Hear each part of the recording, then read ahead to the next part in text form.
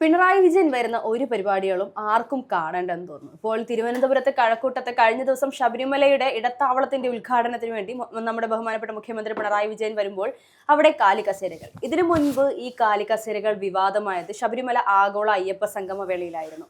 ഇപ്പോൾ അയ്യപ്പനുമായി ബന്ധപ്പെട്ട് എല്ലായ്പ്പോഴും തന്നെയും അതിനുശേഷം ഇങ്ങോട്ട് പാർട്ടി പരിപാടികളിൽ പോലും ആളില്ലാത്തൊരു നിലയിലേക്ക് കാര്യങ്ങൾ കൊണ്ടെത്തിച്ചിരിക്കുകയാണ്. ഇത് സ്ഥലം കഴക്കൂട്ടമാണ്. നമ്മുടെ മുൻ ദേവസ്വം മന്ത്രി കടകംപള്ളി സുരേന്ദ്രന്റെ സ്വന്തം മണ്ണ് എന്ന് പറയുന്ന കഴക്കൂട്ടത്താണ് ഇപ്പോൾ മുഖ്യമന്ത്രി വന്ന പരിപാടിയിൽ ആളില്ലാതിരിക്കുന്നത്. ഒരർത്ഥത്തിൽ പറഞ്ഞാൽ ജനങ്ങൾക്ക് മടുത്തു തുടങ്ങിയെന്ന് നമ്മൾ പലപ്പോഴും പറയുമ്പോൾ അതിനെ ജനങ്ങൾ തന്നെ തെളിയിച്ചുകൊണ്ടിരിക്കുകയാണ്. നിങ്ങൾ പറയുന്നത് സത്യമാണ്, ഞങ്ങൾക്ക് ഇനി ഇവരുടെ ഒരു വാക്കും ഒരു വാഗ്ദാനവും പൊള്ളയായ വാഗ്ദാനങ്ങൾ കേൾക്കേണ്ട എന്നുള്ളത്. എന്താണ് യഥാർത്ഥത്തിൽ കഴക്കൂട്ടത്ത് സംഭവിച്ചത്? ഇനിയിപ്പോൾ കടകംപള്ളി സുരേന്ദ്രനെ അവിടെ ഇനി ജനങ്ങൾക്ക് വേണ്ട എന്നുള്ളതിന്റെ ഒരു ചെറിയൊരു ഉദാഹരണമാണ് ഇപ്പോൾ നമ്മൾ കണ്ടത്. പക്ഷേ ജനങ്ങൾക്ക് എന്നേ വേണ്ട, ഇപ്പോഴെന്നല്ല, എന്നേ വേണ്ട. 5 കൊല്ലം കഴിഞ്ഞപ്പോൾ വന്നുപോയി എന്നേ ഉള്ളൂ. എങ്ങനെയോ വന്നുപോയി. കാര്യം ഈ പറയുന്ന പോലെ അറിയാതെ വന്നുപോയൊരു അബദ്ധമെന്നാണ് ജനങ്ങളിപ്പോൾ ചിന്തിക്കുന്നത്. അപ്പോൾ ഏതായാലും സർക്കാരിൻ്റെ ഒരു പരിപാടി ഹർഷ പറഞ്ഞ പോലെ ആഗോള അയ്യപ്പ സംഗമം മുതൽ കള്ളി വെളിച്ചത്തായിട്ടുണ്ട്. ഇതുപോലെയുള്ള കാട്ടുകള്ളന്മാരില്ല എന്നുള്ളത് ജനം മനസ്സിലാക്കി കഴിഞ്ഞു. പറ്റിക്കുമ്പോൾ ഒരിക്കലേ പറ്റിക്കാൻ പറ്റുള്ളൂ, ഒരുപാട് തവണ പറ്റിക്കാൻ പറ്റില്ല. പറ്റിപ്പോൾ തുടർന്നുകൊണ്ടെന്നപ്പോൾ നമ്മൾ ഈ ഒരു പഴഞ്ചൊല്ല് പറയും, ഒരു കള്ളൻ ഇങ്ങനെ മോഷ്ടിക്കാൻ ഇറങ്ങുമ്പോൾ നിലാവ് കാണുമായിരിക്കും. ഈ നിലാവ് കണ്ടിങ്ങനെ കള്ളന് ഹരം കയറും, മോഷ്ടിക്കും. 1 വീട് 2 വീട് 3 വീട് കള്ളൻ ഇങ്ങനെ മോഷണം തുടർന്നുകൊണ്ടേയിരിക്കും. ഈ കള്ളൻ അറിയില്ല, നേരം വെളുക്കുന്നത് അറിയില്ല. നേരം വെളുക്കുന്നത് അറിയാതാവുമ്പോൾ കള്ളന് പിടി വീഴും. അതുവരെ മോഷ്ടിച്ചതെല്ലാം കൂടെ ചേർത്ത് കള്ളൻ ഒറ്റ പിടിയായിരിക്കും പിടിക്കുന്നത്. അങ്ങനെ 10 കൊല്ലം കൊണ്ട് നിലാവത്ത് അഴിച്ചുവിട്ട് അങ്ങനെ അങ്ങ് പോയി എല്ലാം കൂടെ മോഷ്ടിച്ച് അവസാനം പിടിയും വീണു. അപ്പോൾ ഓവർ കോൺഫിഡൻസ് ആയിരുന്നു യഥാർത്ഥത്തിൽ. താൻ എന്ത് ചെയ്താലും പിടിക്കപ്പെടില്ല, തങ്ങൾ എന്ത് ചെയ്താലും. കാരണം ആദ്യം കള്ളം ചെയ്തു, കോൺഫിഡൻസ് മാത്രമല്ല ഹർഷ, അഹങ്കാരം. അതെ, അതാണ് ഈ പറയുന്ന. ആദ്യം അറിഞ്ഞില്ല, രണ്ടാമത് കളവ് ചെയ്തു, അറിഞ്ഞില്ല, കുറച്ചുകൂടി വലുത് ചെയ്തു, അറിഞ്ഞില്ല, അവസാനം ചെറിയൊരു കളവിലൂടെ അല്ലെങ്കിൽ ചെറിയൊരു പിഴവിലൂടെ എല്ലാം പുറത്തു വരുന്ന ഒരു സാഹചര്യത്തിൽ കൃത്യമായി കള്ളമുഖങ്ങളെല്ലാം പൊയ്മുഖങ്ങളെല്ലാം വലിച്ചു കീറപ്പെട്ടു എന്ന് വേണം നമുക്കിപ്പോൾ പറയാൻ. തീർച്ചയായിട്ടും ഇപ്പൊ ഹർഷ പറഞ്ഞ പോലെ ഇവരുടെ പാർട്ടി പരിപാടിക്ക് ആളില്ല എന്ന് പറഞ്ഞാൽ ഞാൻ ഒന്നുകൂടെ പോകുന്നു. വികസന മുന്നേറ്റ യാത്ര നടത്തുമ്പോൾ ഈ കഴിഞ്ഞ ദിവസം കണ്ണൂർ, അവരുടെ സ്വന്തം മണ്ണ്, അവിടെ അവരുടെ സ്വന്തം പിണറായി, അവരുടെ ഭാഷയിൽ പിണറായി സഖാവ് സംസാരിച്ചിട്ട് പോയി. പിണറായി സഖാവ് പോയ ശേഷം എം വി ഗോവിന്ദൻ സംസാരിക്കാൻ വന്നപ്പോൾ ആളില്ല കസേരകളാണ് കണ്ടത്. അപ്പോൾ ഗോവിന്ദനോട് ചോദിച്ചപ്പോൾ ഗോവിന്ദൻ പറഞ്ഞത് പാർട്ടി ക്ലാസ്സുകളിൽ അദ്ദേഹത്തിൻ്റെ ഒരു മറുപടി ഉണ്ട്. ആ സ്റ്റൈലാണ് അദ്ദേഹം പറയുന്നത്. ആളൊഴിഞ്ഞതിനെ കുറിച്ച് ഞങ്ങൾ സമഗ്രമായ അന്വേഷണം നടത്തും. എല്ലാത്തിനും അദ്ദേഹം അന്വേഷണം നടത്തി, അദ്ദേഹം പഠിച്ച്. അല്ല, തീർച്ചയായിട്ടും ഇപ്പൊ നമ്മൾ തദ്ദേശ തെരഞ്ഞെടുപ്പ് കഴിഞ്ഞപ്പോൾ നമ്മൾ കണ്ടിരുന്നു, പഠിക്കും പാർട്ടി, പഠിച്ച് തിരുത്തപ്പെടുന്ന പാർട്ടിയാണ്. അപ്പോൾ എന്തുകൊണ്ട് സ്വയം വിമർശനമുള്ള പാർട്ടിയാണ്. അതെ, സ്വയം വിമർശനമുള്ള. അപ്പൊ എന്തുകൊണ്ട് തോൽവി ഏറ്റുവാങ്ങേണ്ടി വന്നു എന്നുള്ളത് ഞങ്ങൾ പഠിച്ച് കണ്ടുപിടിച്ച് പുറത്തു കൊണ്ടുവരും എന്നുള്ളത് ഇതുവരെ കാണുന്നില്ല. അതിന്റെ പ്രത്യേകിച്ച് അപ്ഡേഷൻസ് ഒന്നും അറിയില്ല. അപ്പോൾ പഠിച്ച് താഴേക്കാണ് പോയിക്കൊണ്ടിരിക്കുന്നത് എന്ന് തോന്നുന്നു. പക്ഷേ ഈ കഴക്കൂട്ടത്തെ കാര്യം കൂടി ഞാൻ പറയാം. അതായത് ബഹുമാനപ്പെട്ട കടകംപള്ളി സുരേന്ദ്രനാണ് കഴക്കൂട്ടത്തെ MLA. അപ്പോൾ അദ്ദേഹം ഈ പറയുന്ന പോലെ ഇപ്പോൾ ഒരിക്കൽ കൂടെ തനിക്ക് മത്സരിക്കണമെന്ന് ആഗ്രഹം അദ്ദേഹത്തിനുണ്ട്.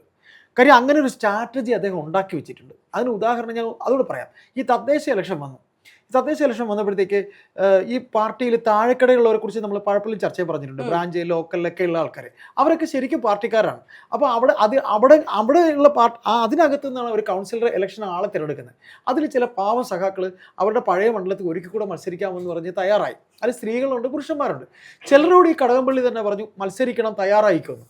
എന്നിട്ട് ഇദ്ദേഹം കഴക്കൂട്ടം ജയിക്കുമ്പോൾ, കഴക്കൂട്ടം എന്ന് പറയുന്നത് ഇപ്പോൾ BJPയുടെ ശക്തി കേന്ദ്രമാണ്.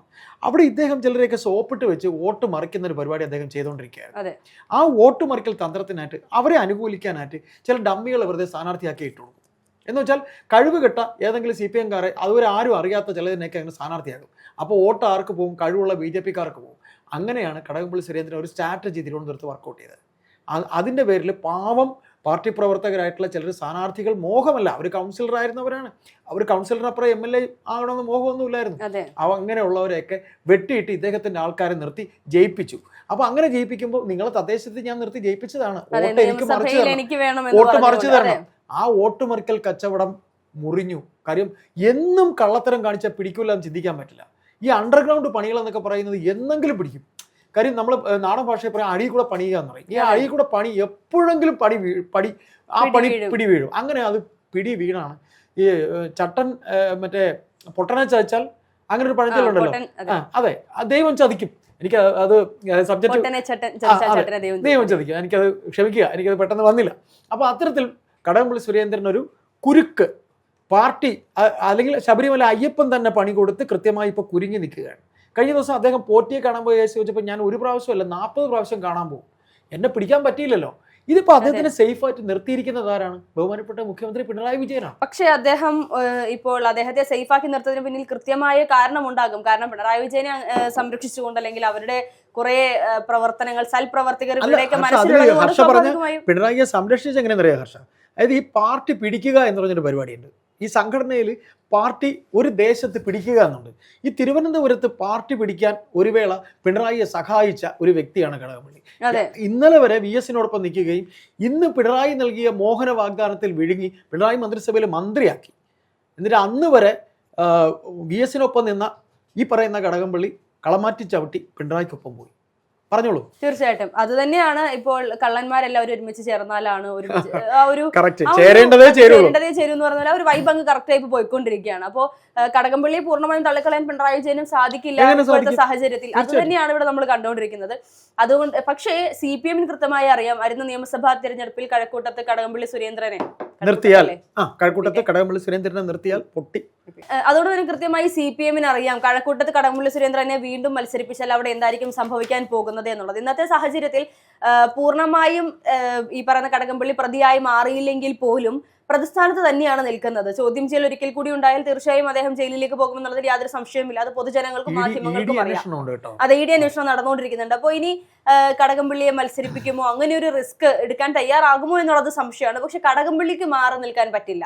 കടകംപള്ളി പറയുന്നത് പോലെ അധികാരത്തിൽ നിന്ന് ഇറങ്ങിയാൽ ഒരുപക്ഷെ MLA സ്ഥാനം കൂടി കയ്യിൽ നിന്ന് പോയാൽ പിന്നീട് അവർ ജയിലിലേക്ക് പോകുന്ന ഒരു സാഹചര്യത്തിൽ, കാരണം പദവികളില്ലല്ലോ, സ്വാഭാവികമായും പദവികൾ കയ്യിൽ നിന്നും നഷ്ടപ്പെടുമ്പോൾ ഒരു സാധാരണക്കാരനാകുകയും ആ സാധാരണക്കാരൻ പിന്നീട് ജയിലിലേക്ക് പോകാനുള്ള ദൂരം വളരെ അടുക്കുകയും ചെയ്യും എന്നുള്ളത്. അവരൊന്നും സാധാരണക്കാരല്ല ഹർഷ, അവരൊന്നും സാധാരണക്കാരല്ല. അപ്പൊ നമുക്ക് വിഷയത്തിലേക്ക് തന്നെ വരാം. ഇപ്പൊ ഗവൺമെന്റിന്റെ ഒരു പരിപാടി, ഹർഷ തുടക്കത്തിൽ പറഞ്ഞ പോലെ ശബരിമലയുടെ പരിപാടി, അപ്പോൾ അതും അദ്ദേഹം 2 തവണ ജയിച്ച അദ്ദേഹം ഒരു ഭയങ്കര ഫൈറ്ററാണ്.